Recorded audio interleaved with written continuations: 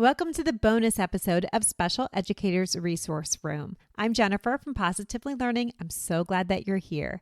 Why is this a bonus?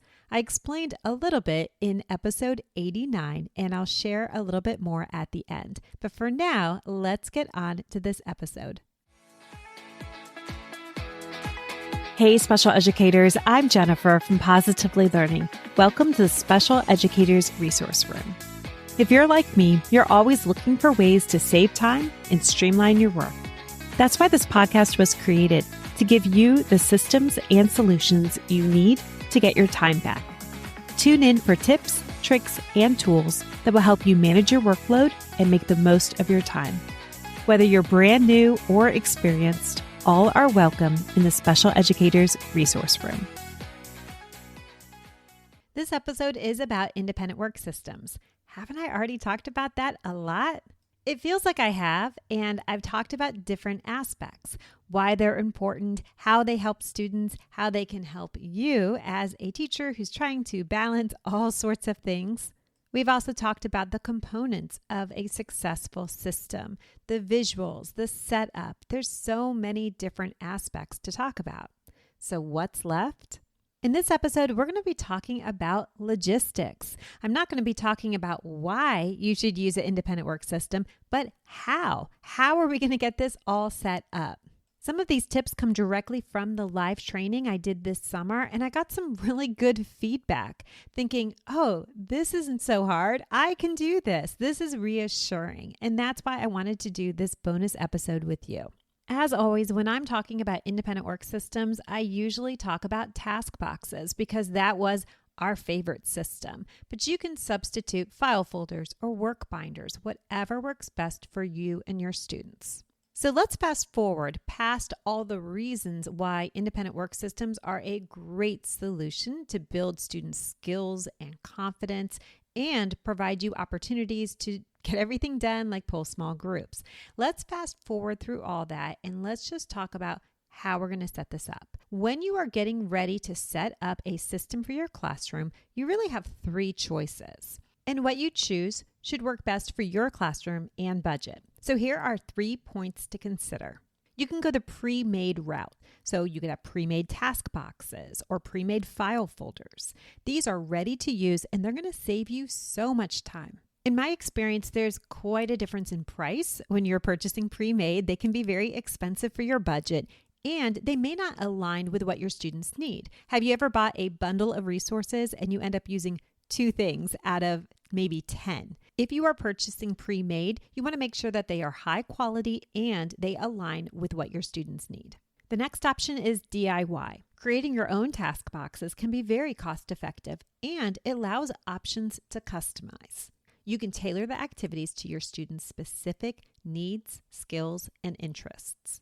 And the last option is reusing materials. Don't hesitate to repurpose items you already have. Many everyday objects can be transformed into engaging and effective tasks. Which option is the best for you? For me, I went the DIY route. I ended up building out hundreds of task boxes over the years. I built these from scratch. I spent hours researching and looking at scope and sequences and IEP goals and objectives. And I would walk up and down the aisles of Michael's, just looking at all the different creative possibilities. If you take this route, it's very important to not overwhelm yourself. It took me years to get these all into place. So even though I'm talking about hundreds of task boxes and your students are zipping through them quickly, that doesn't mean that you need to have hundreds of task boxes prepped and ready to go by next week. Choosing the right path for you is going to depend on your time, your resources, and how quickly you want to implement an effective system in your classroom. I do have a solution that combines really the best of all of these. It gives you the option to pick and choose what's going to work best for your students, but you don't need to create them all from scratch.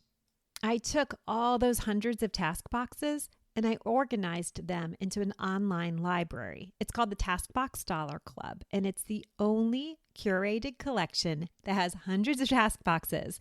They're designed to increase your student independence. They're really designed also to simplify your workload. So how does it all work? When you join the membership, you get access to everything. That doesn't mean that you should download everything, because that would be hugely overwhelming. All of these tasks are organized, so you can log in and use the categories. You can look at the literacy, the math, the SEL, the life skills, seasonal, and we just added science. But I don't even recommend doing that. My number one tip for people who join the TaskBox Dollar Club is to grab your lesson plan. Grab your students' IEP goals and objectives. Log in and use the search bar. Type in exactly what your students need and see what pops up. I'm actually somebody who likes scrolling through all the different pages, but if you don't have time like that, that search bar is your BFF. There's also a master spreadsheet. In fact, I'll put a link to it in the show notes so you can take a look and see if these skills align to what your students need. We're always taking requests, and the spreadsheet continues to grow as new tasks are added every single month.